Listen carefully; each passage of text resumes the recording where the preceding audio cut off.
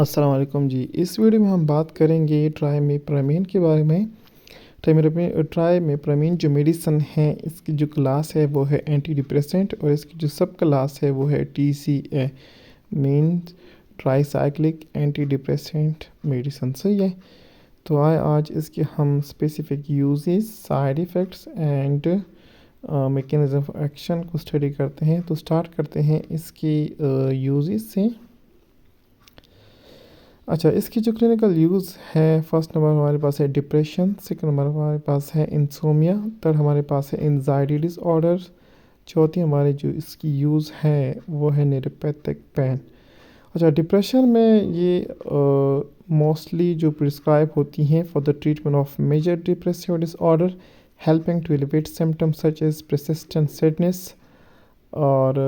Loss of interest and sleep disturbances. اچھا، یہ mostly major depression disorder میں prescribe کیا جاتا ہے، جس میں وہ مطلب ایسے سمٹم ہوتے ہیں کہ کسی کو کسی چیز کی ڈپریشن ہوتی ہے، کسی چیز کی ٹینشن ہوتی ہے، تو اسی وجہ سے اس کا جو موڈ ہوتا ہے وہ خراب رہتا ہے، کسی چیز میں اس کو کوئی انٹرسٹ نہیں ہوتا، اور وہ ہمیشہ مطلب ہر ٹائم سیڈ سا ہوتا ہے، اور اس کو نیند صحیح طرح سے نہیں آتی۔ تو اس طرح کی سمٹمس کے لیے، اس طرح کی سمٹم کے مینجمنٹ کے لیے ہم یہ یوز کرتے ہیں، ٹرائمیپرامین کو یوز کرتے ہیں۔ اور انسومیا میں بھی ہم اس کو یوز کرتے ہیں۔ Trimipramine is some time prescribe off label for the treatment of insomnia particularly when other medication have been ineffective. اچھا، یہ ہم آف لیبل یوز کرتے ہیں، مطلب یہ FDA سے اپروو نہیں ہے فار دس پرٹیکولر انڈیکیشن، لیکن پھر بھی ہم اس کو یوز کرتے ہیں جب کوئی اور میڈیسن وہ ان ایفیکٹیو ہو انسومیا کی ٹریٹمنٹ۔ انسومیا مینس کہ مطلب کسی کو کوئی پیشنٹ ہو، اس کو صحیح طرح سے نیند نہیں آتی ہو، سلیپ ڈسٹرب ہوا ہو، تو اس کی مینجمنٹ کے لیے بھی ہم اس کو یوز کرتے ہیں۔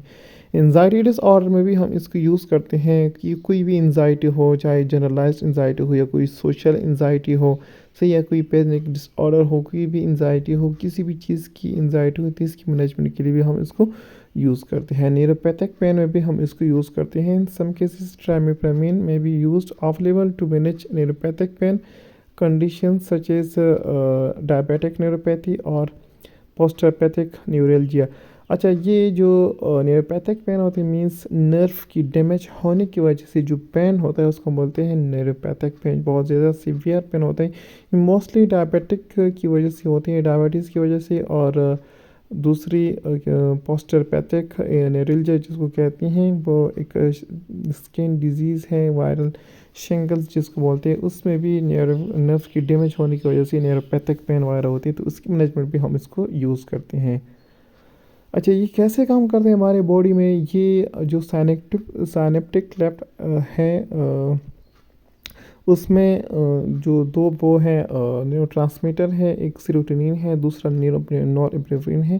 اس کو بلاک کرتے ہیں، اور دوسری ریسیپٹر کو بھی بلاک کرتے ہیں، تو پھر اسی وجہ سے مطلب اس کی اماؤنٹ بہت زیادہ ہو جاتی ہیں، جو ریسیپٹر ہیں،